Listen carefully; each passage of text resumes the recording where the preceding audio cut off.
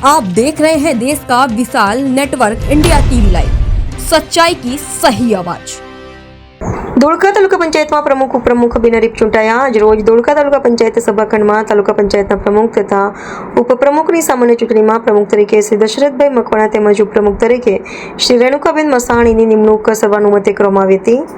બંને ચૂંટાયેલા પ્રતિનિધિઓએ સમગ્ર વિસ્તારમાં વિકાસ કાર્યો કરવા ઉપર ભાર મૂક્યો હતો। ભારતીય જનતા પાર્ટી અમદાવાદ જિલ્લાના સૂચન અને માર્ગદર્શન હેઠળ ભારતીય જનતા પાર્ટીના નિશાન પર ચૂંટાયેલા ધોળકા તાલુકા પંચાયતના સભ્યોમાંથી ધોળકા તાલુકા પંચાયતના વિવિધ પદાધિકારીઓની પણ નિમણૂક કરવામાં આવી હતી, જેમાં કારોબારી ચેરમેન તરીકે શ્રી પિનલબેન ગૌરવભાઈ ચાવડા, પક્ષના નેતા તરીકે શ્રી મહિપતસિંહ મનુભાઈ ડાબી તથા દંડક તરીકે શ્રીમતી દક્ષાબેન અશોકકુમાર વસાવાની વરણી કરવામાં આવી હતી।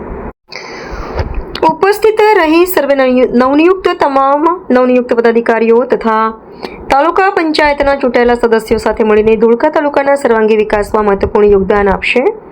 આ અવસરે અમદાવાદ જિલ્લા પ્રમુખ તેમજ પ્રભારી કનુભાઈ પરમાર, ધોળકા તાલુકા સંગઠન પ્રમુખ વિષ્ણુભાઈ પરમાર, મહામંત્રી હિતેન્દ્રસિંહ વાઘેલા, સંગઠનના હોદ્દેદારો, આગેવાનો, કાર્યકર્તાઓ મોટી સંખ્યામાં હાજર રહ્યા હતા।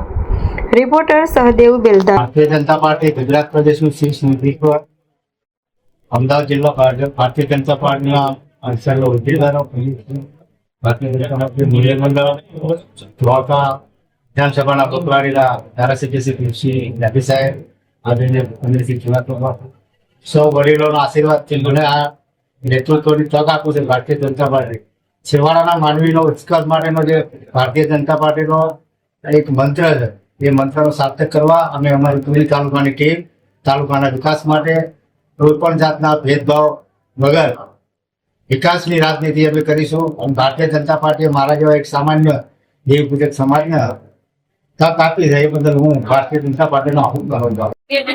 પાર્ટી તરફથી મને જે કારોબારી ચેરમેનનો મુદ્દો મળ્યો છે તેના માટે ભારતીય જનતા પાર્ટીના તમામ નેતૃત્વ શીર્ષ માટે ધારાસભ્ય શ્રી આગેવાનશ્રી અને તમામ આગેવાનો અભિનંદન પ્રાર્થના કરું છું। વિકાસના કામો છેવાડાના માનવી સુધી કેવી રીતે કરશો? અમે બધાની વચ્ચે કરીને તેમના પ્રશ્નો સાંભળશું અને તેમના ઉકેલ લાવવા માટે સતત પ્રયત્નશીલ રહેશું।